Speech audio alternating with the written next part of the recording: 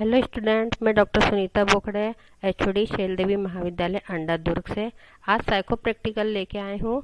और psycho practical में आज का शीर्षक है बायलैटरल ट्रांसफर ऑफ लर्निंग, अर्थात अधिगम का द्विपार्श्विक स्थानांतरण का सिद्धांत। इस आधार पे हम देखते हैं कि प्रयोग, ये वाला प्रयोग कैसे है। तो इसका उद्देश्य के बारे में देखते हैं हम। क्या उद्देश्य है इस प्रयोग का?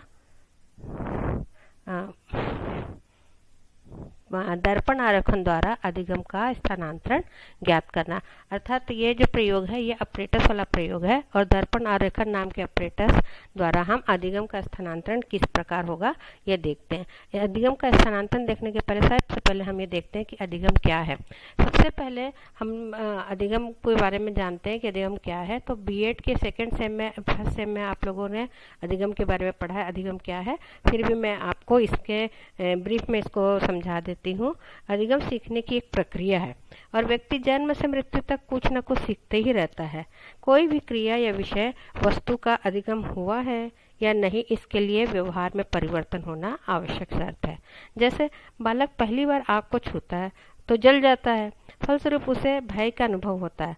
अतः जब वह फिर से आग को दोबारा देखता है तो उसकी प्रक्रिया भिन्न होती। फलतः उसने अनुभव से आग को ना छूना सीखा और वह आग से दूर रहता। इस प्रकार सीखना अनुभव द्वारा व्यवहार में परिवर्तन है। चैपमैन ने इसकी परिभाषा दी है कि सीखना एक ऐसी प्रक्रिया है जिसके द्वारा अभ्यास या अनुभूति के फलस्वरूप व्यवहार में अपेक्षाकृत स्थायी परिवर्तन होता है। अर्थात हमारे सीखने के पहले और सीखने के बाद वाले व्यवहार में परिवर्तन होना इसकी एक आवश्यक शर्त है। तो अधिगम की कुछ विशेषताएं हैं। विशेषताओं के बारे में मैं बहुत ज़्यादा यहाँ पे विस्तृत में नहीं बताऊंगी। आगे चलते हैं कि अधिगम जीवन पर तक चलने वाली प्रक्रिया या परिवर्तनशीलता है। मतलब सीखने में हमें हर दिन नया नया कुछ न कुछ नया सीखते ही चले जाना पड़ता है।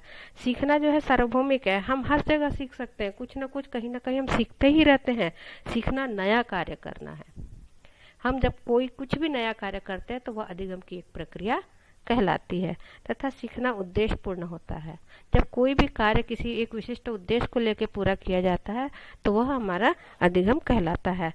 अधिगम के बहुत से सिद्धांत जो है वो मनोवैज्ञानिकों ने दिए हैं। पावलोव, थॉर्नडाइक, स्किनर, हल, गुथरी आदि मनोवैज्ञानिकों ने बहुत से सिद्धांत दिए, जैसे अनुकूलन का सिद्धांत, प्रयास एवं त्रुटि का सिद्धांत, अंतर्दृष्टि का सिद्धांत, उद्दीपन अनुक्रिया का सिद्धांत आदि सिद्धांत बताए हैं।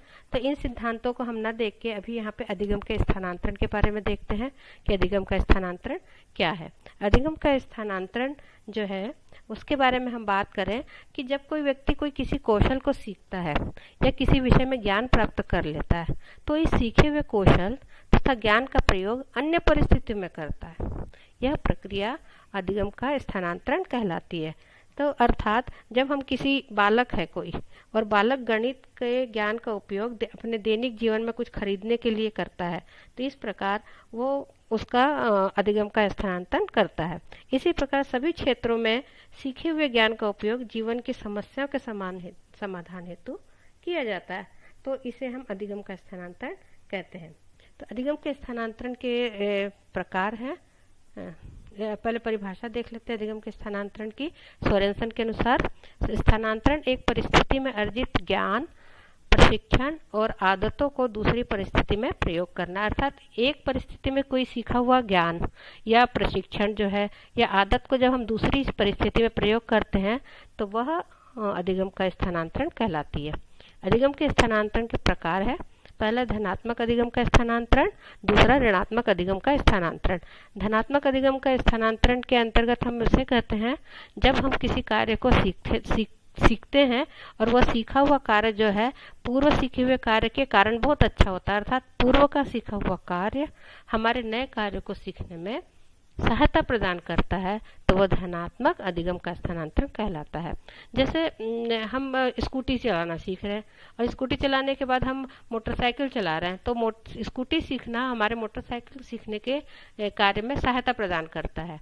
और मैं एक उदाहरण दूंगी कि जैसे हमने पहले टाइपिंग चलाना सीखा और टाइपिंग करने के बाद टाइपराइटर के बाद जब हम कंप्यूटर चलाना सीखते हैं तो वो सीखा हुआ कार्य जो है टाइपराइटर का, वो हमारे कंप्यूटर चलाने में हमें हेल्प करता है। तो ये धनात्मक स्थानांतरण हुआ। अब वहीं पे होता है अधिगम का ऋणात्मक स्थानांतरण। तो यहाँ पे जब कोई पूर्व में सीखा हुआ कार्य नए कार्य सीखने में बाधा पहुंचाता है तो उसे हम ऋणात्मक अधिगम का स्थानांतरण कहते हैं। जैसे किसी बालक ने साइकिल चलाना सीखा और साइकिल चलाने का जब वो कार चलाना सीखता है तो उसे साइकिल चलाने सीखे हुए कार्य जो है उसे कार चलाने में बाधा पहुंचाता है। तो इस प्रकार यहाँ पे वो ऋणात्मक अधिगम का स्थानांतरण होता है। अब हम अधिगम के स्थानांतरण के बहुत से सिद्धांत यहाँ है, लेकिन अभी यहाँ पे हम सिर्फ अधिगम के स्थानांतरण के द्विपार्श्विक सिद्धांत के बारे में ही चर्चा करेंगे कि अधिगम का द्विपार्श्विक सिद्धांत क्या है। इसका अधिगम का जो स्थानांतरण का द्विपार्श्विक सिद्धांत है उसका तात्पर्य है कि शरीर के एक भाग द्वारा सीखी गई क्रिया दूसरे भाग में स्थानांतरित हो जाती है। इसे हम अधिगम का द्विपार्श्विक सिद्धांत कहते हैं। जैसे दाएं हाथ द्वारा सीखी गई क्रिया हमारे दूसरे हाथ में स्थानांतरित हो जाती है, अर्थात दाएं हाथ द्वारा सीखा गया कार्य बाएं हाथ द्वारा सीख लिया जाता है। इस प्रभाव को हम द्विपार्श्विक सिद्धांत कहते हैं। तो ये जो प्रयोग है हमारा, इस प्रायोगिक कार्य को देखते हैं कि हम किस प्रकार से अधिगम का स्थानांतरण होता है। तो दर्पण आरेखन द्वारा अधिगम के स्थानांतरण के लिए 1910 में ई स्टार्ट ने प्रयोग किया था और दर्पण आरेखन के द्वारा अधिगम का द्विपार्श्विक स्थानांतरण का अध्ययन किया था। ये देखिए, ये आपका मिरर ड्राइंग की इमेज है। ये हमारे महाविद्यालय में अपरेटस अवेलेबल है। ये इसका मिरर है और ये स्टार बना हुआ है और ये यहाँ पे प्लेट लगी हुई है और यहाँ देखिए ये एक वायर है। ये जो है ये कनेक्शन, ये इलेक्ट्रिक कनेक्शन से चलता है। ये ऑपरेटर जो है इलेक्ट्रिक कनेक्शन के द्वारा ही कार्यान्वित होता है।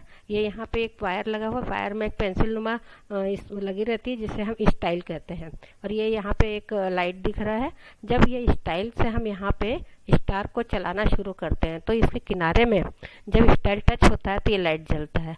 तो ये लाइट जो है वो एरर को बताता है कि कितना एरर हुआ है। और ये प्लग ऑन करेंगे हम, ये प्लेट को यहाँ पे सेट करते हैं और ये जो प्लेट है इस प्लेट को यहाँ पर इस तरीके से सेट करते हैं कि जो प्रयोज्य है वो प्रयोज्य मिरर में इमेज को देखता है, स्टार के इमेज को देखता है और स्टार्ट बनाता है। और स्टार बनाने में उसे जितना समय लगा वो प्रयोगकर्ता नोट करता है। और जितने बार लाल लाइट जली, अर्थात जितने बार ये टच होता है उतने बार लाइट जलती है, तो वो लाल लाइट जली वो उसकी गलतियां कहलाती है।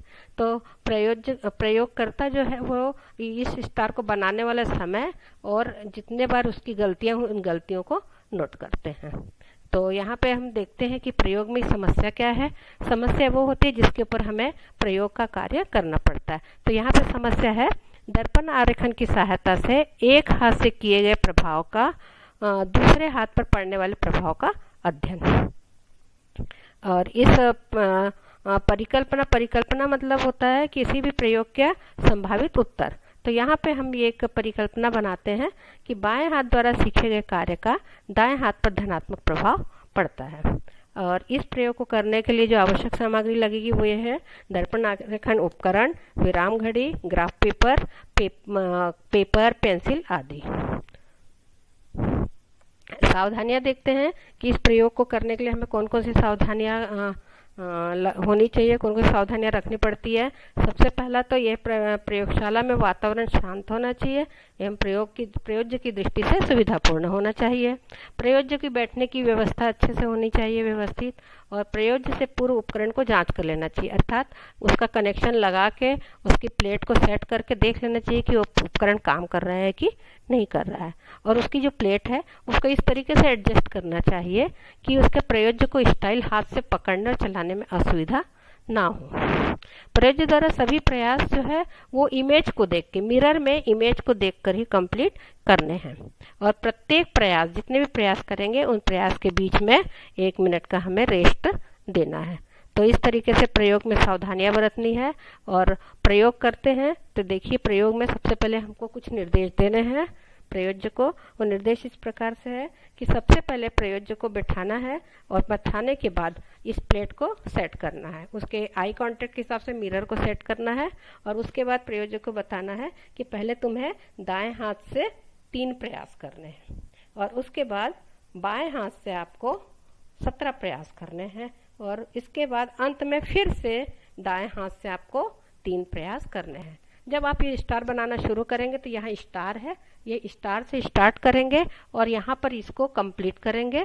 क्लॉकवाइज चलाना है आपको, स्टाइल जो है वो क्लॉकवाइज चलाना है और स्टाइल जो है वो आगे पीछे नहीं करना है और एक बार और इसको मिरर में देखते हुए ही बनाना है। और तीसरा, इसका जो समय है वो प्रयोगकर्ता नोट करते जाएंगे और इसका जो एरर है उसको भी नोट करते जाएंगे। और जब भी मैं अर्थात जो प्रयोगकर्ता रेडी का संकेत देगा तभी प्रयोग को शुरू करना है। और ये बात विशेष ध्यान रखनी है कि हर ट्रायल के बीच में 1 मिनट का रेस्ट देना है और इसको क्लॉकवाइज ही कंप्लीट करना है। तो ये इस प्रकार से ये प्रयोग है, ये प्रयोग की विधि है। और प्रयोग की विधि में हम ये ट्रायल को देखते हैं कि जो हाथ है उसका हाथ का प्रयोग किस प्रकार करते हैं। तो सबसे पहले दाएं हाथ का प्रयोग करते पूर्ववर्ती दशा 3 बार करते हैं और उसके बाद हम बाएं हाथ से 17 बार प्रयास करते हैं और फिर अंत में हम दाएं हाथ से परवर्ती प्रयास के अंतर्गत 3 प्रयास करते हैं। टोटल हमें इस प्रयोग में 21 प्रयास प्रयोज्य से करवाने हैं। और ये जो प्रयास होते हैं, इन प्रयास को करने के लिए लगने वाला समय और उसके जो गलतियां होती है उसका एक सारणी बनेगी और सारणी इस प्रकार बनती है। देखिए, दाएं हाथ में पूर्ववर्ती दशा, जैसे पहला प्रयास उसमें कितना समय लगा वो देखते हैं और कितनी गलतियां हुई, दूसरा प्रयास, तीसरा प्रयास। इसी प्रकार बाएं हाथ से हम करेंगे। ये यहाँ पे देखिए 4 से लेके 20 लिखा है, तो यहाँ पे 8 से 20 लिखा है। ये जगह की कमी के कारण मैंने लिखा, ये कंटिन्यू रहेगा, 4, 5, 6, 7, 8, 9, 10, 11, 12 ऐसे 20 तक लिखा रहेगा। और प्रत्येक प्रयास जो है उस प्रयास में लगने वाले समय को यहाँ लिखा गया है और जितनी गलतियां हुई उन गलतियों को लिखा गया। इस तरीके से फिर दाएं हाथ से जो गलतियां हुई जो समय लगा और उस प्रयास को ट्रायल को करने में और जितनी गलतियां हुई उसको यहाँ लिखा। और उसके बाद हम यहाँ पे एवरेज निकालते हैं। पूर्ववर्ती दशा में हमने यहाँ एवरेज निकाला और गलतियों का एवरेज लिया, फिर यहाँ समय का एवरेज और गलतियों का एवरेज, और फिर हमने यहाँ पे परवर्ती दशा का अलग से समय का और त्रुटियों का एवरेज निकाला। इस प्रकार हम इसकी ये टेबल बनाने के बाद प्रायोगिक दशा में डिफरेंस देखते हैं औसत में कि किस प्रकार से डिफरेंस आया है। तो यहाँ पे देखते हैं कि जो समय है उस समय में हमने 48.33 पूर्ववर्ती दशा का समय का औसत रहा और परवर्ती दशा में 21.66। और इसी प्रकार हम त्रुटियों में देखते हैं कि पहले जो है पूर्ववर्ती दशा में 19 जो है त्रुटियां हुई थी और परवर्ती दशा में 15 त्रुटियां हुई थी, तो इसका अंतर रहा 4। यहाँ पे जब पूर्ववर्ती दशा और परवर्ती दशा है, यहाँ पे हम ये देखेंगे कि दायां हाथ जो है, दाएं हाथ को हमने पहले सिखाया नहीं था। सबसे पहले हम हाथ से ये देखना चाहते हैं कि यह हाथ में टाइम कितना लगता है स्टार बनाने में और यह हाथ गलती कितनी करता है। ठीक है, इतना होने के बाद हम सिखा रहे हैं बाएं हाथ को, ठीक, और बाएं हाथ को सिखाने के बाद रिजल्ट देख रहे हैं दाएं हाथ में कि बाएं हाथ ने सीखा तो इसका परफॉर्मेंस जो है दाएं हाथ पर किस तरीके से रहा। ये प्रयोग का असली जो है तात्पर्य यही है कि हम देख रहे हैं कि किस प्रकार से इसका प्रभाव पड़ता है। इस प्रकार हम यहाँ पे ग्राफ भी बनाते हैं। देखिए, ये ग्राफ बना हुआ है, graph between trial and time, मतलब जितने प्रयास हमने किए हैं वो और जितना समय हमें लगा है उसके बीच ये ग्राफ बना हुआ है। तो ये देखते हैं, हम पहले यहाँ लिखे हैं ट्रायल 1 2 3 और फिर यहाँ लिखा है ट्रायल 21 22 23। तो यहाँ पे जो मध्यवर्ती प्रयास है उन प्रयासों को यहाँ पे हमें नहीं दिखाना है और यहाँ पे हमें प्रथम 3 प्रयास और अंतिम 3 प्रयास दोनों दाएं हाथ से किए गए हैं और दोनों के बीच तुलनात्मक अध्ययन करना है। अर्थात सिखाया हमने बाएं हाथ को था लेकिन रिजल्ट हम दाएं हाथ पे देख रहे हैं कि अधिगम का स्थानांतरण हुआ है कि नहीं हुआ है। तो यहाँ पे देखते हैं कि जितने प्रयास किए गए हैं तो इसमें प्रथम प्रयास में यहाँ पे 55 सेकंड लगे और दूसरे प्रयास में हमें 50 सेकंड लगे, तीसरे प्रयास में 40 सेकंड लगे। वहीं पे जब हम अंतिम 3 प्रयास देखते हैं तो 21वें जो प्रयास है उसमें 30 सेकंड और 22वें में 20 सेकंड और 23 प्रयास में हमें यहाँ 17 सेकंड लगे। ठीक है, तो इस प्रकार हम देखते हैं कि पहले 3 प्रयासों में समय ज़्यादा लगा और फिर अंतिम 3 प्रयासों में समय कम लगा। इसी प्रकार फिर हम दूसरा ग्राफ देखते हैं, ये है graph between trial and error, जितने भी प्रयास किए गए वो और गलतियों के बीच हम ग्राफ बना के देखते हैं कि पहले 3 प्रयासों में कितना गलतियां हुई और फिर अंतिम 3 प्रयासों की गलतियों का क्या स्थिति है। तो पहले 3 प्रयास में, पहले वाले में 25 गलतियां हुई, दूसरे ट्रायल में 17 गलती हुई, तीसरे ट्रायल में 15 गलती हुई। लेकिन अब देखिए यहाँ पे अंतिम 3 प्रयास है, यहाँ पे गलतियां धीरे धीरे कम हो गई।